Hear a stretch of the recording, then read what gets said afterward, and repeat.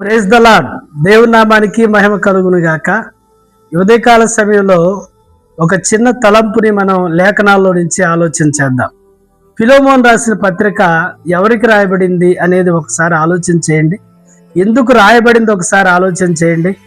ఒనేసిం అనే ఒక బానిస కొరకు దేవుడు 66 పుస్తకాలలో ఫిలోమోను పత్రికని ఏర్పాటు చేస్తూ వచ్చాడు.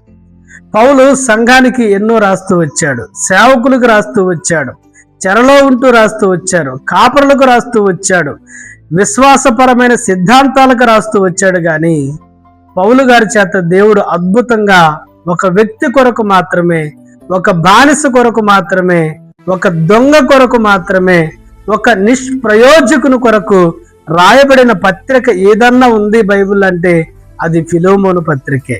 కాబట్టి దేవుడి యొక్క అంతరంగాన్ని మనం అర్థం చేసుకోవాలి.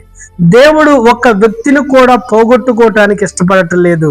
అతను దొంగే కావచ్చు, అతను దూషకుడే కావచ్చు, అతడు హానికరుడే కావచ్చు, అతడు హింసకుడే కావచ్చు, అతడు ఎలాంటి వాడైనా కానీ ఆ ఒక్క వ్యక్తి కొరకు దేవుడు ఎంతో ప్రయాసపడ్డాడనేది ఫిలోమోను రాసిన పత్రిక చూసినప్పుడు అర్థమవుతుంది.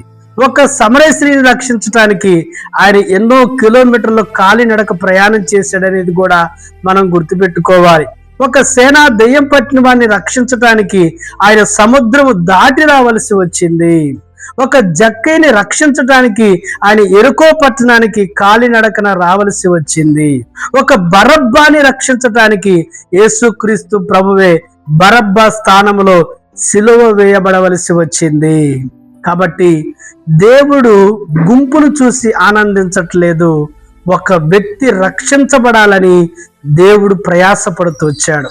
కాబట్టి మన జీవితాల్లో కూడా గుంపుల కొరకు వెతక్క ఒక సమరయ స్త్రీ కొరకు వెతుకుదాం, ఒక జక్కే కొరకు ప్రయాసపడదాం, ఒక బరబ్బా కొరకు ప్రయాసపడదాం.